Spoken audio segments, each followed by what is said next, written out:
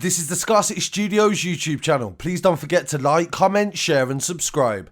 And our sponsors are Alpha Claims and Hire Birmingham, the leading and best accident management company. Get a replacement car anywhere in 1 hour.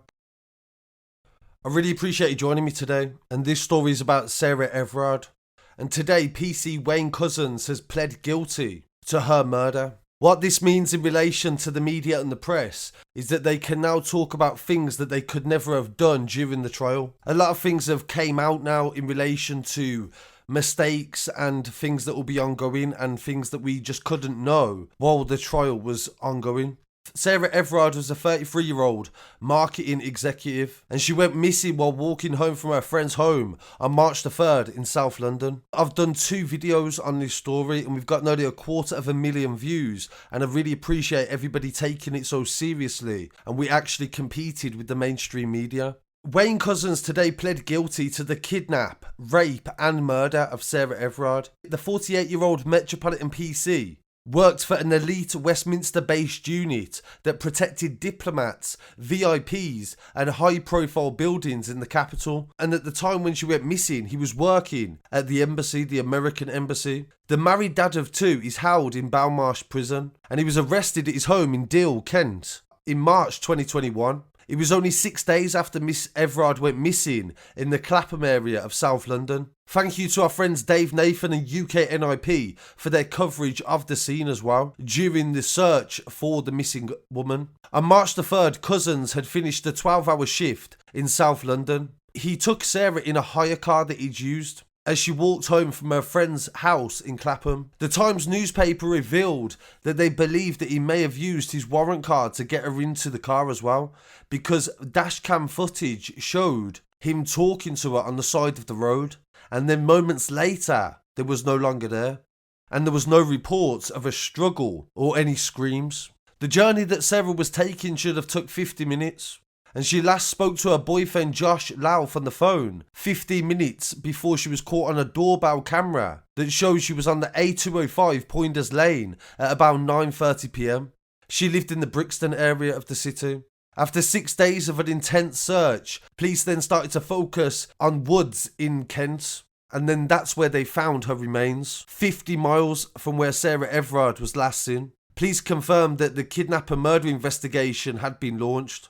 There was a big discussion at the time about violence against women, and as I highlighted so many times on the channel, especially with the most recent case of Bieber and Nicole, the actual common threat of severe violence for no reason from some men in exactly the same situation as Daniel Hussein. They don't know exactly why he done it. And what's even more terrifying is that his wife said in an interview with the Daily Mail that she had no idea why he did it. So that just goes to show that he managed to potentially mask it from his own wife for over 10 years. Police arrested him in the coastal town with his Ukraine-born wife, Elena, 38 years old, who is a laboratory manager, and they have 2 young children together. They met more than 10 years ago. She was arrested initially but released without charges later on. The town is 75 miles southwest of Clapham, and Couzens is the eldest of 2 boys. He was a mechanic and he grew up in Dover, where his family had a garage. This was also searched by the police during the investigation. He was a member of the Army Reserves, serving in the 3rd Battalion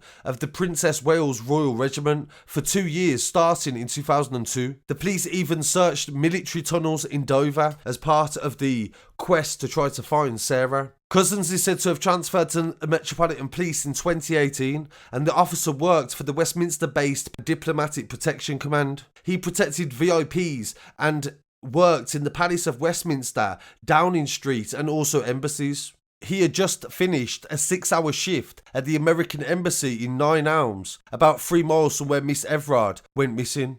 It is understood that Couzens' car was identified after police found evidence on CCTV from a camera fixed to a bus that had been travelling along the road the night that she disappeared. The rental car linked to Couzens was later seen on dashcam, and he was tracked on ANPR, and he was initially arrested on suspicion of kidnap and was later arrested on suspicion of murder. It's understood that police do not believe Ms Everard and Couzens ever met before and they didn't know each other. Police sources told the Times newspaper that detectives believe she was lured off the street by him posing as a police officer. When he was charged and remanded in custody, Couzens was taken to hospital twice due to head injuries that he suffered in his cell. They said that he was in his cell on his own and he was monitored by CCTV, and they got first aid as soon as it happened. When he was in court, you could visibly see from the drawings that he had been injured and had head injuries. Neighbours spoke of the shock when they found out of Couzens' arrest, and they said that he was just a normal guy. He was into motorbikes and they used to speak quite often. And as I said, a lot of things have been revealed, and the most recent thing to come out today was that a dozen police officers are currently being investigated for matters relating to the case of Sarah Everard's killer, Wayne Couzens. The Metropolitan Police officer pled guilty on Friday, and the Independent Office of Police Conduct said that he'd served a total of 12 gross misconduct and misconduct notices to police officers in relation to their involvement in the case. The IOPC said an investigation linked to Couzens and how he received his head injuries in the custody cell on the 10th and 12th of March is currently underway. And by then, Couzens was arrested on suspicion of murdering Ms Everard. The police said that they're nearing a conclusion on officers involved. They are also investigating alleged failures to investigate 2 allegations of indecent exposure linked to PC Couzens in February 2021. 2 officers have been investigated for possible breaches of professional standards at misconduct level. The authority is also looking into allegations of a probationary police officer sharing inappropriate graphics on social media via WhatsApp. 3 officers were actually suspended in relation to that sharing of images on social media and graphics. An investigation was launched into the allegations of officers from a number of forces breaching professional standards about sharing information linked to Couzens' prosecutions via WhatsApp. And this is something that we have seen a lot in a lot of different cases. This happened in the Bieber and Nicole case, where there seems to be a bit of a culture of conversating about the cases among police on WhatsApp behind the scenes. 1 officer was served with a gross misconduct and another 6 have been served with misconduct notices. The notices do not necessarily mean disciplinary action will follow, but an investigation and referral has happened. So that is a lot of misconduct hearings that are taking place. And it definitely shows that there's been a lot of things that were missed in relation to the indecent exposure that allegedly occurred at a McDonald's near to where he worked. And there was also another allegation of indecent exposure as early back as 2013. The Daily Mail also reported he was known to other officers in his unit as the rapist because of the creepy way that he used to deal with other female officers. They reported today that the Metropolitan Police officer was nicknamed the rapist, and he drove around naked in 2015, 3 years before he was hired for the Metropolitan Police. Wayne Couzens' ex-colleagues at the Civil Nuclear Constabulary, where the 48-year-old joined in 2011, reportedly gave him the nickname because of the way that he made female officers feel uncomfortable. He volunteered for Kent Police from 2005 to 2009 and received a complaint from a male motorist that he'd been spotted in Dover driving with no clothes on. No arrests were made, and the fact he was suspected to be Couzens, and it was kept secret until yesterday when the IOPC revealed the crime, that it was dated back to 2015. This comes as several women have come forward to make historic allegations of harassment about Couzens, and they have gone to, of course, the tabloid newspapers. The Metropolitan Police is under investigation on how Couzens was not detected before he took Ms Everard off the street and was able to continue serving as a police officer, despite this behaviour being raised before. The IOPC confirmed the 2015 allegations and said that he had 2 other indecent exposures that it was investigating. Despite the past cases, Couzens was still a member of the elite paramilitary and diplomatic protection squad at the time of Sarah's killing, a role that entitled him to carry a firearm. He was equipped with a Heckler and Koch G36 rifle while working at the CNC as part of the protection team, and later he worked at the nuclear power station nearby. His behaviour was noticed by female colleagues, and they said they felt uneasy around him. Although the Civil Police Federation confirmed there was no official complaints ever made against him. His wife of 15 years said that she's still picking up the pieces. She told the Daily Mail that I had no idea what was going on in his head. He didn't appear to be acting strange. I didn't notice anything was wrong. I'm working full time. Most of the time I'm dropping off the kids at school and picking them up. I have a really busy lifestyle. And this is something that people don't realise as well, is that some people can have these relationships, these facades of a family, and in reality, they don't even know each other. Like, she had no idea that he was an absolute creep. She genuinely must not have, because there is nothing she's been charged with. And everything suggests that she did not know. The director for the Centre of Women's Justice, Harriet Wistridge, said this calls for a public inquiry. There has been public failings and misconduct and a wider culture of misogyny following Couzens' guilty plea. There was protests following the murder of Sarah Everard, and women took to the streets in a vigil and were actually arrested by the police to speak out about the dangers that women face day to day. So this is a devastating story, and let's hope that there is some answers that we can find from this, because at the end of the day, there were so many times that this could have been prevented.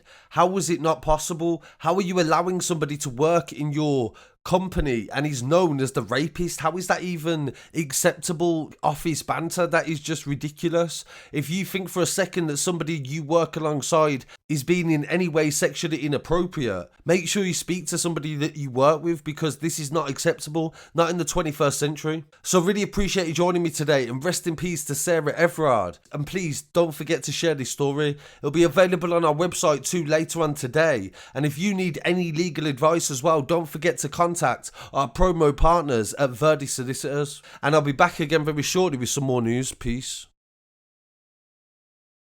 If I look out the window out there, it's the next road.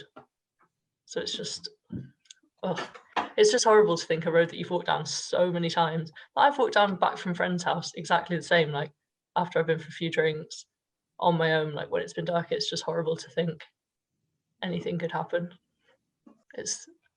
I don't know, it's weird because it's obviously not someone I know, so it's a weird thing for it to feel so close to home, even though it's not a person I've ever met. I don't know her family, I don't know her friends, anything like that, but it feels like I do. Sarah was a fantastic, talented young woman with her whole life ahead of her. And that has been snatched away. She was hugely loved, and she will be sorely missed by so very many people. Ever since Sarah went missing, the sole priority of my investigation team, the search team, and hundreds of others in the Met and beyond was to find Sarah and to bring the person who had committed these terrible crimes to justice as swiftly as we possibly could.